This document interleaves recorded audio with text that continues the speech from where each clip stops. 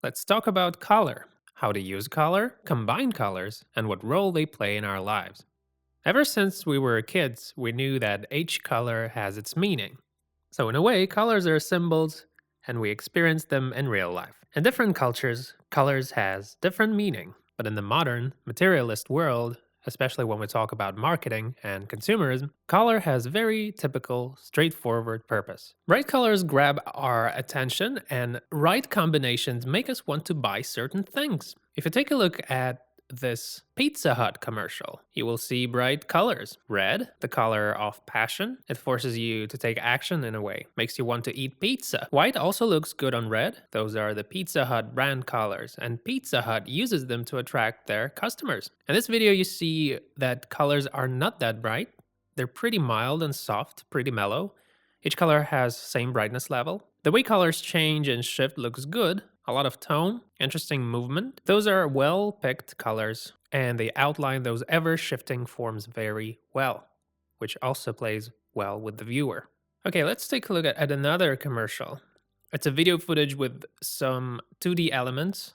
We see a happy family. They're sitting there watching a fun disaster film. Very soft colors, very calm. Red doesn't look too bright, as you see. If it was bright red, it wouldn't look too good. So they use that very mild red color and also a lot of playful lines, as you can see. This is a very good example of how to use colors in a family commercial, social commercial, widely used in all kinds of animation. And see, because we receive a lot of information with our eyes, color is the key aspect of your visual perception. So it's very important to learn how to use it. So let's talk about color harmony. Color harmony is when two or more colors combine in a balanced way to make things become pleasant to look at. So we're not going to be focusing on the scientific aspect of color, but rather we will look at how color harmony affects the viewer. So, a bit of a segue back into history to the first person to analyze how colors affect our sight, the German poet and thinker Goethe, with his theory of colors. And so Goethe started something that Johannes Itten continued after him. Johannes Itten is a Swiss painter and researcher, and I think you're wondering why we're looking at this image for so long already. Well, it's a famous painting by Johannes Itten. In his book, The Art of Color, Itten talks about the idea of color contrast that can be used to achieve a particular visual effect. So this circle is very convenient actually, and you can study it to see how you can blend colors and how they interact with one another. So this image is divided into 12 sections. There are three main colors in the middle, red, yellow, and blue. That's RGB for you right there. Then there are second order colors that we get from mixing the two. We get purple from mixing red and blue, orange by combining red and yellow, and we get green color by combining blue and yellow, as you know. Same goes for the rest of them in that circle. These basics should help you understand how to combine colors and what results you should expect from putting them together in one way or another. All right, so this next image is also a circle. It's a circle of color, and we will first take a look at this monochromatic scheme. This is where we see single colors with various brightness intensity, all the way from white to black, and the other way around. In this circle, we see how color changes depending on brightness and saturation, from its basic condition, let's say, to white. The brightness depends on the amount of light, and saturation depends on the amount of color. As there's less and less color, it gets whiter and whiter until it gets completely white. It's a pretty common technique, commonly used with smoke. Let me show you how. So as you see, in this effect, we have a couple of shades of gray that give us that particular form. So there's smoke and its shadow is what it is. And those two colors actually look great together. We also have darker bits there, as you can see, those that are up front. So that's working with shades. See, this is how you can use two shades of one single color to emphasize certain things. Here's another example, a beautiful lightning from Ryan Rosanke. We can see a lot of color. It's not just all blue. We also see some sparks there as well. But if we take a look at the lightning itself, we can actually notice that it's got a nice gradient there that gives it depth and makes it look more interesting overall. So next, let's take a look at our colors, those that are right next to one another. They are either in the same or similar color spectrum. See? Blue, cold green, warmer green. Same way there's yellow to orange and so on. Typically, we take 3 colors, sometimes 4, usually 3. And we use them in order to give our images volume, to make them more vivid, and to emphasize things in our work. Another great example is this animation by Ivan Boyko, a purple-blue flamey concoction, and then we see how the third color comes into picture. See that cold, pinkish kind of hue. It accentuates certain bits of fire that are supposed to burn brighter naturally in that center spot. Another good example is this water made by Quentin Cordonnier. This one comes from the famous Klaus cartoon. We have the initial effect and also what it looks like in the cartoon itself. Now, at first glance, it appears like it's a monochrome image with just a few shades of one color. But if you take a better look, you can actually notice a turquoise kind of color, some green, and those are the same group of colors. And this is what we talked about earlier. In the movie, they decided to use that monochrome image, which looks pretty cool. Okay, next let's talk about the so-called triad. So if, for example, we combine colors in a triangle like that, we will get what we call a triad that we talk about. See? Red, yellow, and blue. Or we could take yellow, darker blue, and purple. This is what's known as split complementary. Those are two very similar harmonies. So let's see how we can apply those. These are all light soul concepts, and it's a bright example of a triad with a lot of bright colors. And it's not just a triad, there's also a tetrad. Now you go, what's a tetrad? And a tetrad is a combination of two opposite colors. So we have both a triad and a tetrad, and the thing about them is that they work very well with more complex light sources when effects have their own particular color, inner glow, reflections from what surrounds them, the natural environment. So that's what allows for this beautiful blend of colors. Another good example is the stylized anime type of fire. Nice mellow colors, as you see. But if we go back to our color circle, those are actually those 3 main colors, blue, purple, and orange. So now it's not even a triad, it's a split complementary. All of those are shades of those 3 main colors. The 5th example are opposite colors, or complementary colors, as we call them. A very popular harmony. The 2 colors that always complement one another, and you know how to combine them properly. And typically we never use the same amount of both.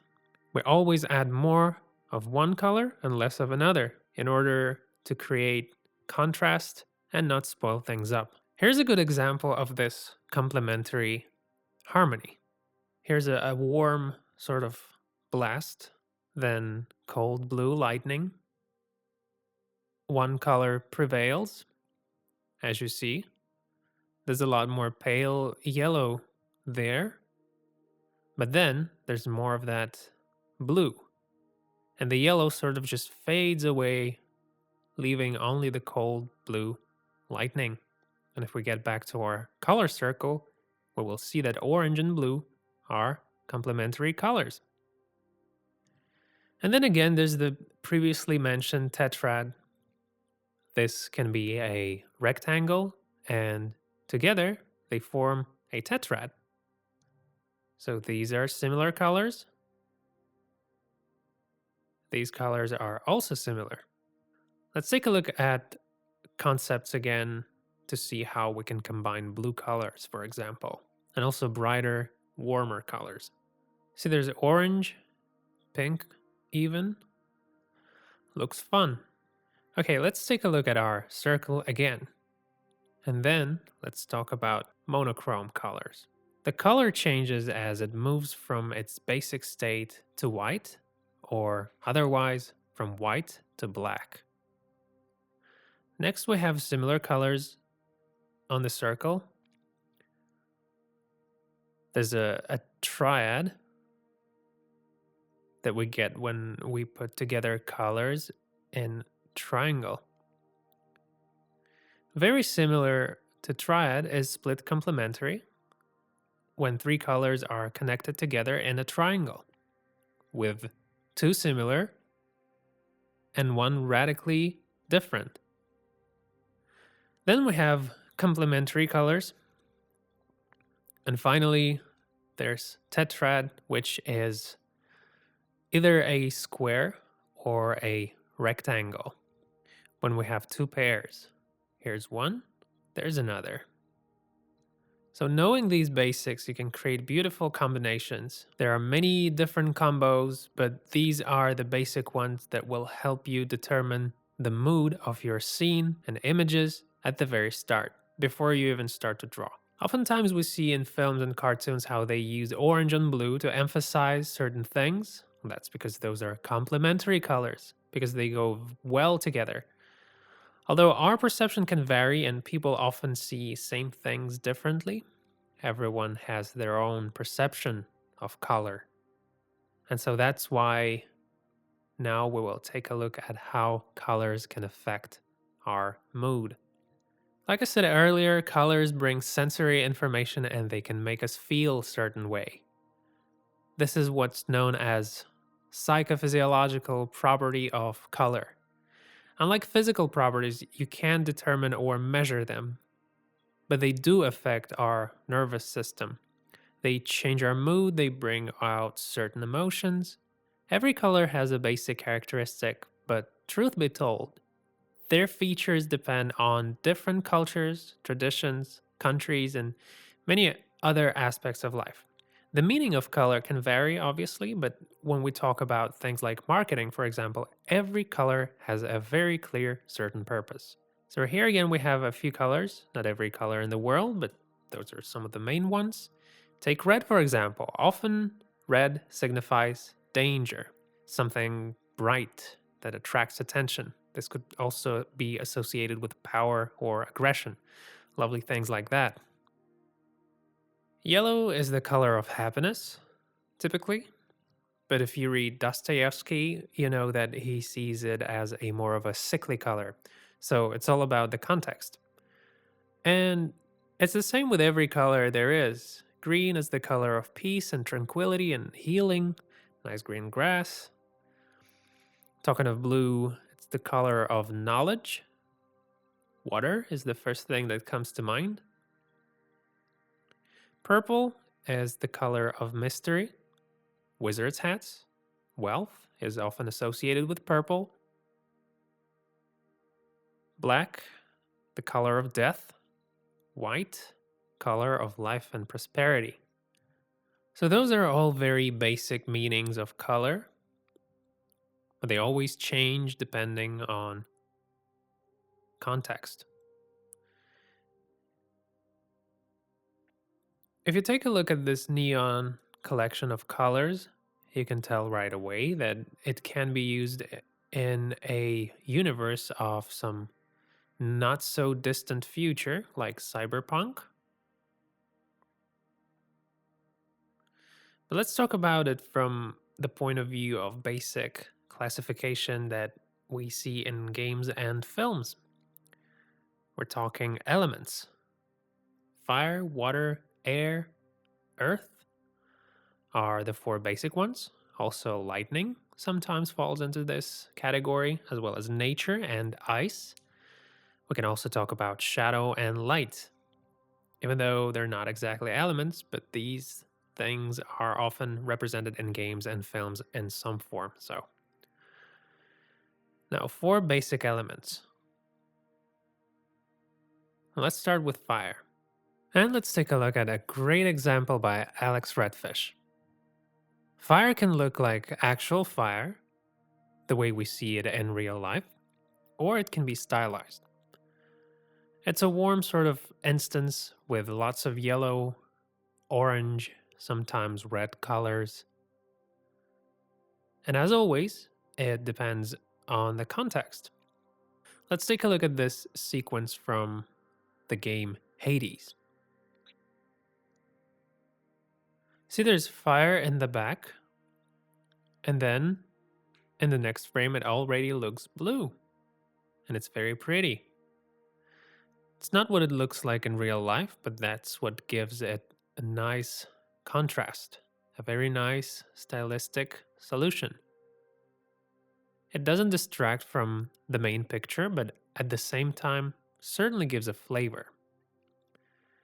Fire can also come with sparks and in the form of flashes. Remember that we have four main elements and a couple of additional categories. So those sparks are kind of like fire, but in a different state, let's say.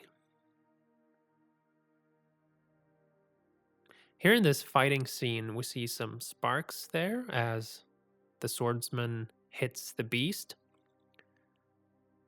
And it's not fire, it's not lightning precisely. So those are sparks and they don't have a particular color. But normally, those are bright glowing colors. In this instance, they are cold blue. Now let's get back to our basic elements. Next up, water. Cold spectrum of blue colors and shades. I already showed you this reference. We've seen this water before. It's from Klaus. So let's take a look at another example of water from Quentin. Same cold color palette. Different shade of blue. Looks very similar. Feels very nice. Now, talking of liquid, blood is also a kind of water, we could say. Only it's red most of the time. So, liquid substances have different colors, like poison or some other concoction. Poison usually has that green, swampy kind of color. So, there's another example from Hades, some more liquid animation. It looks a lot like blood, sort of indicating the depth of the wound of the main character. We then see him diving into some kind of imaginary blood pool. And while it's all red and bloody, we actually get the idea that it's supposed to be water. No human body has this much capacity for blood, let's just say that. All right, next we have air. Also on the cold side of spectrum, often associated with calamity and balance. Those are blue, turquoise, green colors normally. Oftentimes, air works well with other elements, like dust, which is air and earth combined. We don't see air in real life, we feel it. And usually, those gusts of air are shown in a form of abrupt impulses, those airy sort of waves, we could say. In this example, we have a kind of storm, which is also air, obviously. Another way we can show air is by using various objects, like in this scene. In this Pocahontas sequence, there are plenty of leaves that go round, and because they are mostly pink, The gusts of wind are also somewhat pink or purple, and they look well in the wind, accentuating the movement in a very balanced, very accurate way. In another example, we have same leaves without any visible gusts of wind, but we can also see some hair movement, and we see the general trajectory where the wind blows. So there was no need to add any lines or any other way of showing the wind because it's already visible. Here's one last example. Again, we don't see the wind, but we know it's there because of the leaves. Here's a very interesting example of a scent from a great cartoon called Wolf Walkers. In this bit, the main character chases various animals by following their scent. So we see rabbits and other animals running in multiple directions. And it's a very good example, I think. Very interesting, very dynamic scene. So we talked about fire, water, air. Now let's talk about earth. When we think about earth, we normally think rocks. But earth isn't just rocks and stones. Earth is also dust. It's also lava. When it cools down, this is when earth meets fire. When we look at earth in terms of destruction, we typically use brown colors and shades. But that doesn't have to be the case because when we look at paintings, we see that a lot of times still land is often drawn without a single bit of brown. Instead, many other colors are being used, such as shades of red, dark red, many kinds of green. All of that creates great land. But in this example I'm showing you right now, it's pretty classic brown color solution, sort of warm, light brown color. Here it's a bit more gray, although this looks more like a fog than dust, but it's earth either way. So, all right, so those were the classic elements, and now let's take a look at lightning. Lightning is a very fast flash of light, a spark of electric charge, kind of. So it's energy plus light, often drawn as a kind of silhouette, a flash in the dark. Talking of color, it's mostly on the cold side of spectrum. This doesn't mean that a lightning can be yellow, mind you, but a lightning is often white at its core, and for the most part, lightning is blue. Okay, now let's move on to nature, vegetation, things of this sort. So, nature is usually something we picture green or close to green. Green is also the color of poison because it's natural. And if we change green to purple, it's gonna look more like a kind of black magic or something like that. Here we have a pale green, yellowish kind of combo, like a foresty druid magic of some kind. Like in the League of Legends, we see what this kind of magic usually looks like. Very warm shades of yellow and green, and a lot of winding natural elements. And so finally, we have light and darkness. Those aren't actually elements, and I think we can look at light and darkness in terms of the two forces, the forces of good and evil. In video games, for example, the color indicates what team you're in. Say your allies' powers will look green and your enemies' attacks will appear red. In the heat of the battle, this helps you see better who's where. Red is the color of danger. This is why your enemies are often shown red. So, light and darkness are the two opposites. Light is something pure, white, sometimes yellow or blue. Here's the AFK Arena trailer. Let's take a look at that. So we see one character on the side of light, and notice how their entire design makes it look like he's beaming and shining, like his Not so much on the side of good, even, but rather on the side of light. Very pure. He casts lightning.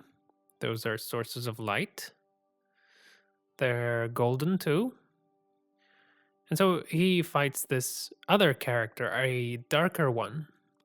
We often see forces of darkness drawn in darker colors, often mysterious purple, dark blue, black colors. Their character design is also different. They are more kind of sharp looking in a way that you can tell right away who's the baddie.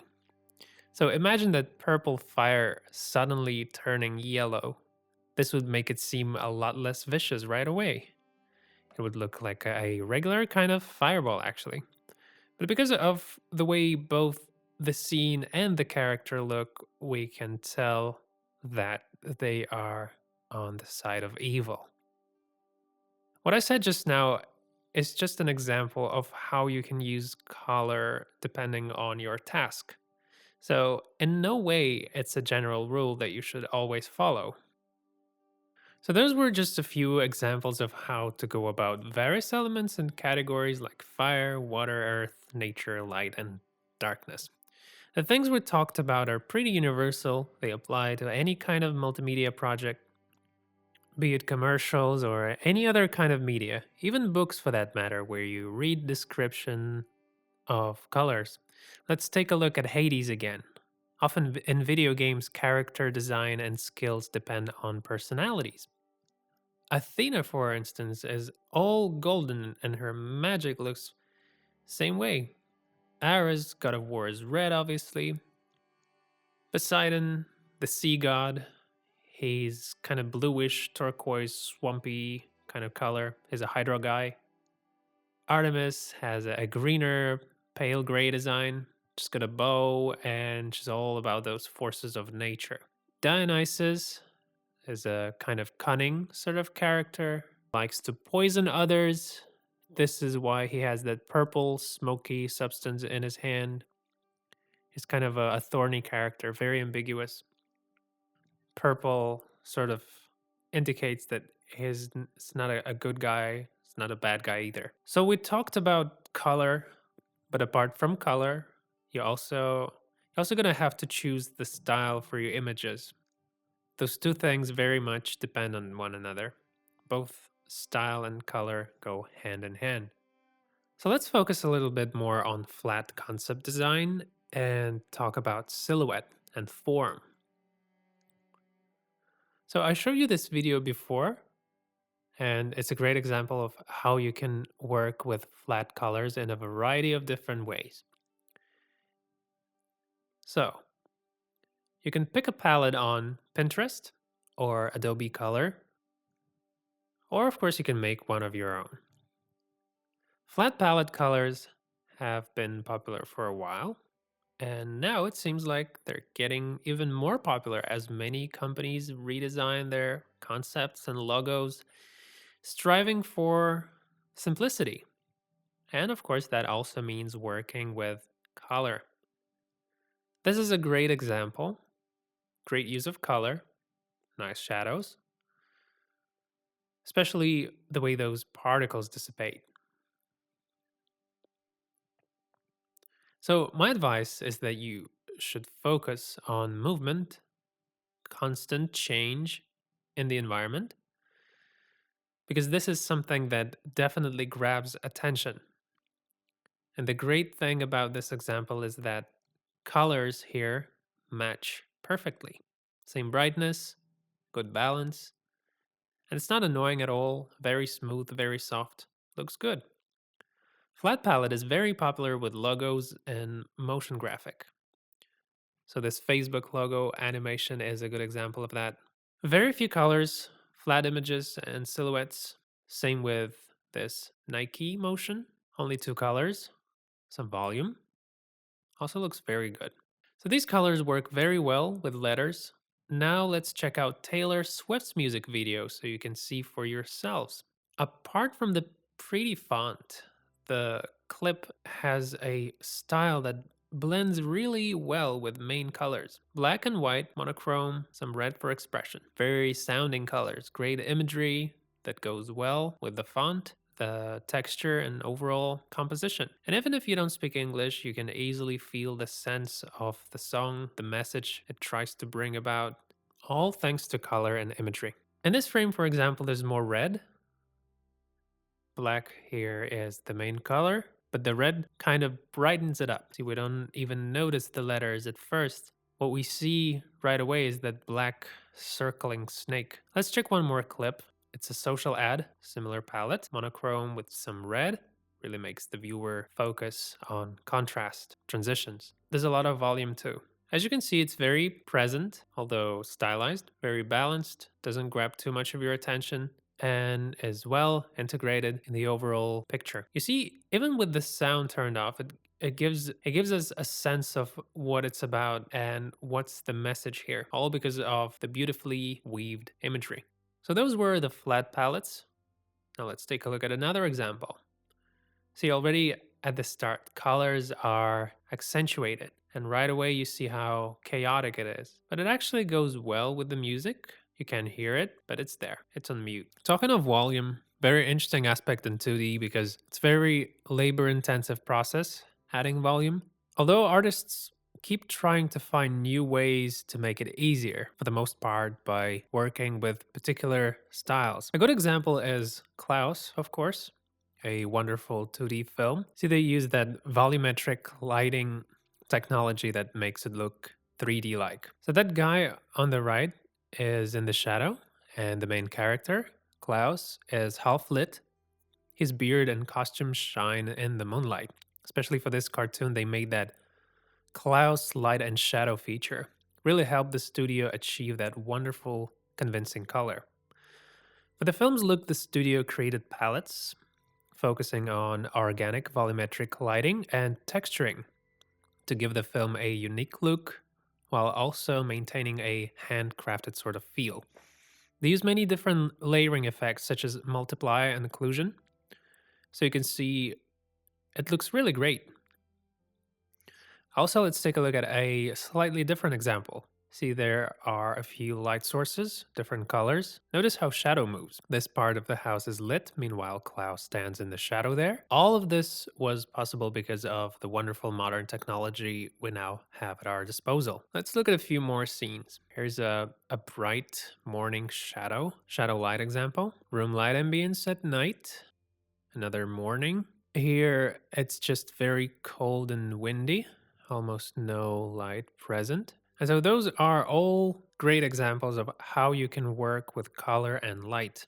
Like I said, this film is a combination of 2D and 3D, and it gives a fresh kick to 2D, which is good so it doesn't look the same all the time. You can learn more about how they make it look so beautiful at thespastudio.com. It's actually very interesting. Okay, and now let's talk more about color palettes. Like I said, you can make your own or you can use ready-made palettes. You'll find them online. It's easy. Different websites have different offers depending on what you're aiming at. The point is, they all help you pick the right palette and also help you learn how to work with color in general. I usually go to either Adobe Color or Color Scheme. There are a lot of websites like that. You can definitely find one that's convenient to you. You can find more info online if you do your research. And so now let's talk a bit more about Adobe Color. So Adobe Color is great because it helps you make your own palettes. You can pick any harmony you want. It's all there on the left-hand sidebar. All of what we talked about in the beginning. A lot of harmonies to choose from and use in your projects. You can work with references, use images from your favorite digital artists, animators. You can extract colors from there. Obviously, you should register, and then you can make your own palette libraries, which is cool. If you don't have Adobe Color account, you can make one very fast and play around with the settings when you're there. So when you pick colors, you can then customize them in more detail. You can figure light and shadow and then build on that. So say we pick 3 colors, only let's make them brighter. And there's a great deal of stuff there. There's eyesight simulation tips. You can save your palettes, generate links. They can further use anytime you want. Come back to it, adjust, change it, save PNGs. Very useful stuff. Adobe Color is actually really great because they have their own library that you can also use if you feel too lazy and you don't want to come up with your own palettes. Right, so all sorts of kits you can pick and use in your projects. Also, you can see good examples of how you can apply them. So my advice is use both of these websites, one for adjustment, one for reference. It helps you see how you can take an image and then take it apart like that. That's good exercise. And since practice is very important, I suggest you a couple of good handy exercises that will help you work with color. All right, so the first one is you take an image, any image. This can be your favorite artist, animator, and we'll look at this particular example.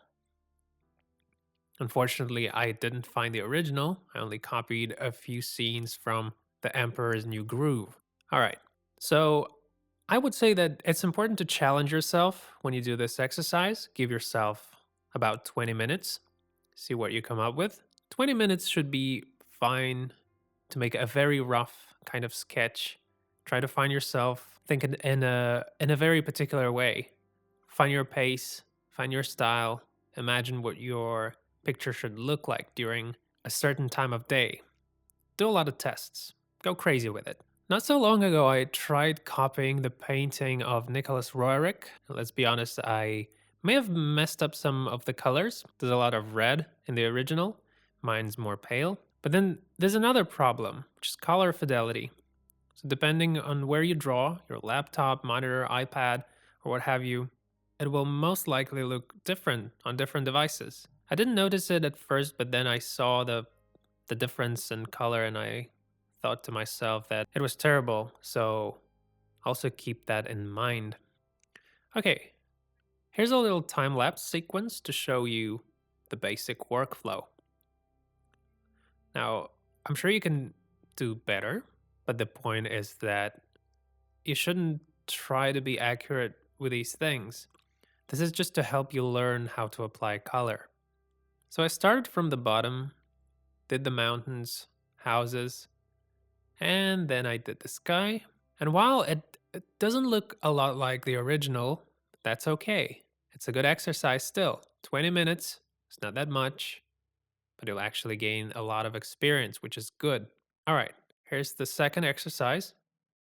Those are 9 squares, and this exercise requires more time than the previous one.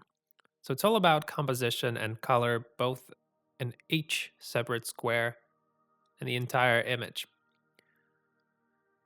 So you can take 3 squares, for instance. You can then make it 6 or even 9. So what you do is you pick a palette, 3 to 6 colors, and you try to come up with any animation using only those colors. Now what's the difficult part?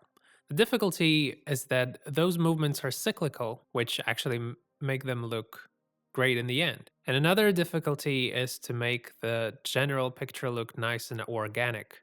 The trick is not to confuse the viewer. So I suggest you start by trying to find the right palette. Created this pink, yellow, blue combo. Not too bright, rather pale.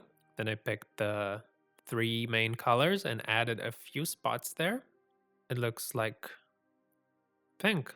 Actually grabs all of your attention, but since those are animated sequences, what we actually care about is the way in which it should look in motion.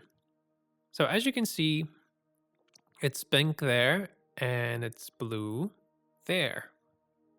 And in the middle, it changes. So it's blue, then pink, and then yellow. And this is what I came up with in the end. A bit of fire, some stars, and some kind of wandering splash. And like I said, when the background color changes, in the central image. It kind of evens out your attention, keeps it in the middle.